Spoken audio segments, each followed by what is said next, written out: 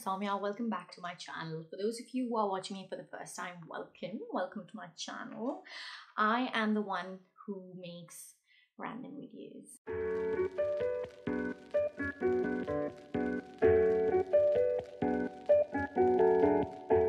You commented on a few of my previous videos with a lot of queries in regards with scholarship scenario here in Australia, also how to deal with racism in Australia, and what else let me think. And you wanted me to talk about my own experiences as a student in Australia and how to deal with homesickness. I will be addressing all these queries for you today in this video. So a few mentionable scholarships that I thought I should put into the video.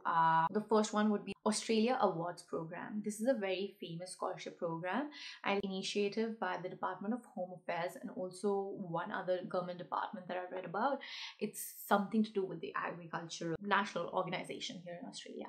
So these organizations give away the Australia Awards scholarships to international as well as domestic people. I'm not too sure about the domestic part, but I'm pretty sure that they give away these scholarships to international students wanting to study in Australia. The second program that I thought was worth mentioning was Destination Australia program. Now, this is another initiative by the Government of Australia for people wanting to study in Australia in regional areas. If you do not know the importance of studying in the regional areas, watch the previous video that I had uploaded. I talked about why it is important for you to study in regional areas if you are aiming to get a permanent residency later in Australia. So that's that. This program allows you to get up to an amount of $15,000 per annum per student. The third program that I thought was worth mentioning was Australian Government Research Training Program. This is a program for all the people wanting to pursue research doctorates or maybe a master's by research degree. If you are sort of interested in the research field, then you might want to check these scholarships out. One very interesting scholarship program that I came across while researching on scholarships in Australia, the Australian APEC Women in Research Fellowship Program. Now, this is for all the women wanting to pursue a career in research in the field of math, science, engineering, and all of that. And basically, the government is trying to push women to pursue degrees in STEM.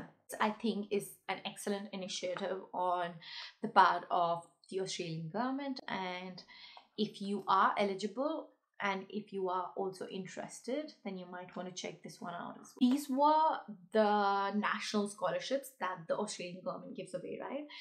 You can, if you are sadly not eligible to apply for all of the aforementioned scholarships, then you can also, what you can do is decide which college you want to go to, right? Like, say for instance, you want to go for X university in Australia, situated anywhere in Australia. Just go on their webpage and type in scholarship in the search field, and you will not believe how many scholarships every university has available. Say for instance, Australian National University has ANU Graduate Access Scholarship, if I'm not wrong, ANU Honours Scholarship. They give you scholarship to pay your tuition fee and whatnot. Similarly, University of Adelaide, TAFE, UTS, University of Queensland, University of Southern Queensland, and so many more. Every university has their own scholarship program and they have so many available that it just gives you so many options to choose from.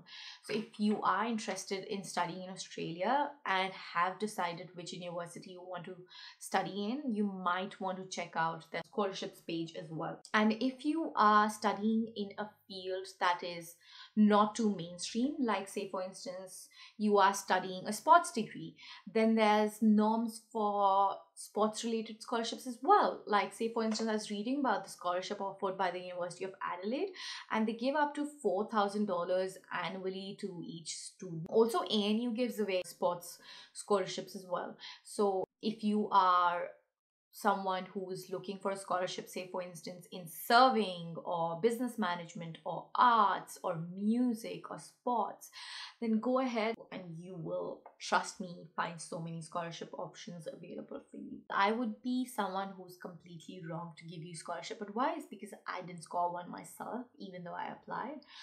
But anyways, from whatever I've heard from a few of my friends who scored scholarships at ANU, they told me a few tips that I thought might come in handy to you guys. So if you want to get a scholarship, then you need to firstly focus on establishing a good academic background. Secondly, focus as much on the extracurricular activities as you focus upon your academics.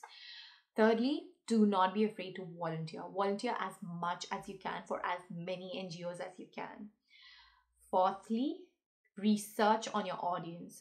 Like, say for instance, you are applying for a scholarship program related to a research field in AI. Then do a proper research on AI and as well as on the university to know what particularly the university is working on, so you will know what to write in your research essay. Talking about my university experience, so I'll tell you the truth, okay? I will be so honest, you might not be able to take it. So when I came here, right, I missed my orientation week, like I've already mentioned before in so many videos of mine. So I missed my orientation week, which is why from being an outright extrovert, I transitioned to being a dangerously introvert person, if you know what I mean. Because everything was so new for me. Everyone was an alien, basically. I did not connect with anyone on any level whatsoever. So it was really hard for me, especially the first semester. I worked so hard during my first semester on my studies, but I ended up not performing well at all in any of my subjects. And later, when I did some retrospection, I found out that the primary reason was because I wasn't taking care of my mental health. So you need to focus upon your mental health along with accentuating upon your studies, because you will only be able to focus on your studies when you are mentally well and mentally strong. So I'd say if you are an introvert, probably volunteer or try and get a job.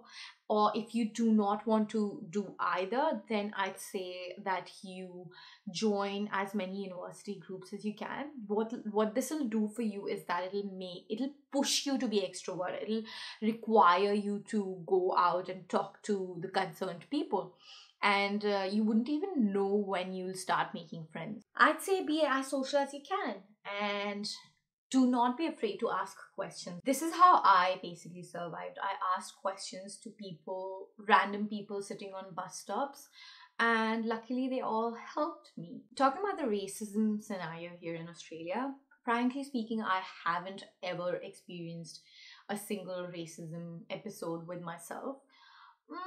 Once, yes, but that lady was not from Australia, so I don't know what to call it, okay?